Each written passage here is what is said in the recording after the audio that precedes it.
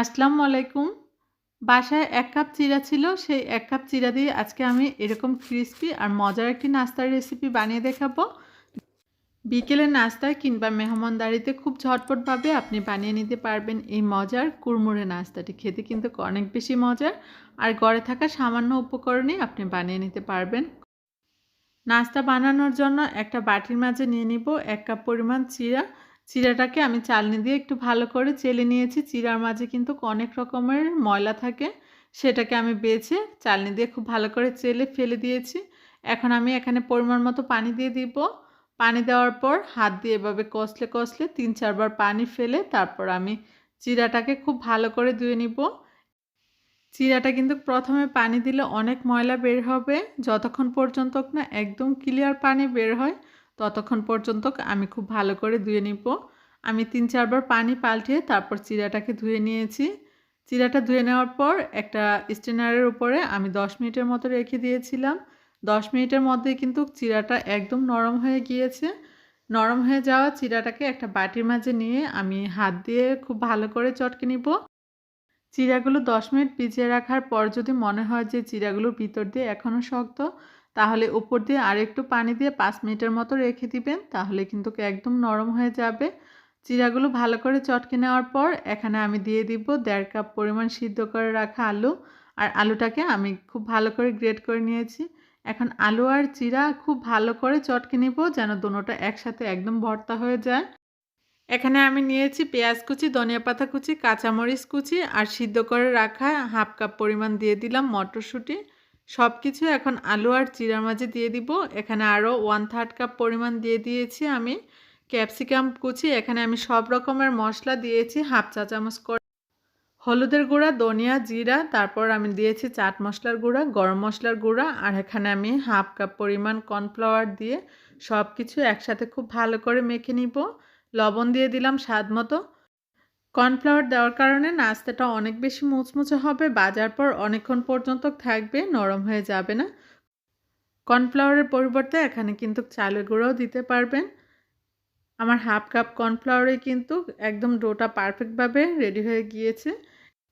এই ডো তৈরি করতে কিন্তু পানির দরকার হয়নি। নাস্তাগুলো শেপ দেওয়ার আগে আমি হাতের মাঝে একটু তেল মেখে নিয়েছি, এতে করে নাস্তার উপরের শেপটা একদম স্মুথ হবে, হাতে লেগে যাবে না। পরিমাণ মতো আমি ডো নিয়ে প্রথমে একটু চেপে তারপর ২ হাতের মাঝে বল করে এভাবে চ্যাপটা করে সাইড দিয়ে যেন কোনো ফাটা না থাকে, এভাবে একটু আমি চেপে তারপর নাস্তার শেপটা দিয়ে নিব। আপনাদের পছন্দ মতো শেপে বানিয়ে নিতে পারবেন। আমি এইভাবে করে শেপগুলো দিয়ে নিয়েছি। সবগুলো নাস্তা আমি বানিয়ে নিব। সবগুলো নাস্তা বানিয়ে নেওয়ার পর এই নাস্তাগুলো কোট করার জন্য একটা বাটির মাঝে আমি নিয়েছি 1/2 কাপ পরিমাণ ময়দা। ময়দার সাথে এখানে আমি অ্যাড করে দিব ২ টেবিল চামচ পরিমাণ কর্নফ্লাওয়ার। এর মাঝে আমি পরিমাণ মতো পানি দিয়ে পাতলা একটা লিকুইড বানিয়ে নিব। এটার মাঝে ডিপ করে তারপর আমি ব্রেড ক্রামে গড়িয়ে নাস্তাগুলো ভেজে নিব। কর্নফ্লাওয়ার দিয়ে যদি আপনি সাথে এই লিকুইডটা বানিয়ে নেন তাহলে নাস্তাগুলো অনেক বেশি ক্রিস্পি হবে। এই ব্যাটারের মাঝে ডুবিয়ে যদি নাস্তাগুলো ভাজা হয় তাহলে কিন্তু ভাজার সময় নাস্তাগুলো খুলে যাবে না। আর তা না হলে কিন্তু ভাজার সময় নাস্তাগুলো খুলে যাওয়ার সম্ভাবনা থাকে। আর এই লিকুইডটা কিন্তু খুব বেশি ঘন বা পাতলা করা যাবে না। ডিপ করার পর যেন এভাবে কোট হয়ে যায়। নাস্তার শেপগুলো এইভাবে বানিয়ে নিতে হবে।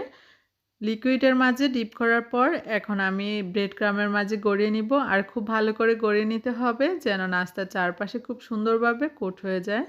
এভাবে আমি সবগুলো নাস্তার শেপ কোট করার পর ভাজার জন্য চুলায় প্যান বসিয়ে দিয়েছি। তেল যখন মিডিয়াম গরম হয়ে যাবে তখন আমি একটা করে কাটলেটের শেপগুলো দিয়ে দিব। তেল যদি প্রথমে খুব বেশি গরম করে ফেলেন তাহলে কিন্তু উপরটা পুড়ে যাবে, আর যদি ঠান্ডা তেলে দিয়ে দেন তাহলে কিন্তু নাস্তার শেপগুলো খুলে যাবে, ভাজাটা পারফেক্ট হবে না। মিডিয়াম গরম হলে তারপর নাস্তার শেপগুলো একটা দিয়ে এক পাশ ভাজা হলে তারপর উল্টিয়ে দিতে হবে। একটু সময় নিয়ে চুলার আঁচটা মিডিয়াম টু হাই রেখে উল্টিয়ে পাল্টিয়ে আমি নাস্তাগুলো ভেজে নিব। আর এই নাস্তাগুলো ভাজার জন্য কিন্তু খুব বেশি সময় লাগবে না, কারণ এখানে যে উপকরণগুলো অ্যাড করা হয়েছে সবগুলোই খুব তাড়াতাড়ি সিদ্ধ হয়ে যায়। আর নাস্তার কালারটাও কিন্তু মাশাআল্লাহ সুন্দর হয়েছে। এর বেশি আর আমি নাস্তাগুলো ভাজবো না। এখন আমি নাস্তাগুলো উঠিয়ে একটা কিচেন টিস্যুর উপর রেখে দিব। আর বাকি যেই কাটলেটের শেপগুলো রয়ে গিয়েছে সেগুলো আমি একইভাবে ভেজে নিব। কালারটা কিন্তু মাশাআল্লাহ অনেক সুন্দর হয়েছে। রেডি হয়ে গেল একদম কম সময়ে কম উপকরণে চিড়ার কাটলেট। এটা খেতে অনেক বেশি মজার আর অনেক বেশি ক্রিস্পি হয়েছে। এটা শব্দটা শুনেই কিন্তু বুঝতে পারছেন যে কতটা ক্রিস্পি হয়েছে। খেতেও কিন্তু অসাধারণ। বিকেলে চায়ের আড্ডায় কিংবা মেহমানদারিতে ঘরে থাকা উপকরণে বানিয়ে নিতে পারবেন এই মজার নাস্তাটি। আবারও দেখা হবে নতুন কোনো রেসিপি নিয়ে। সবাই ভালো থাকবেন। আল্লাহ হাফেজ।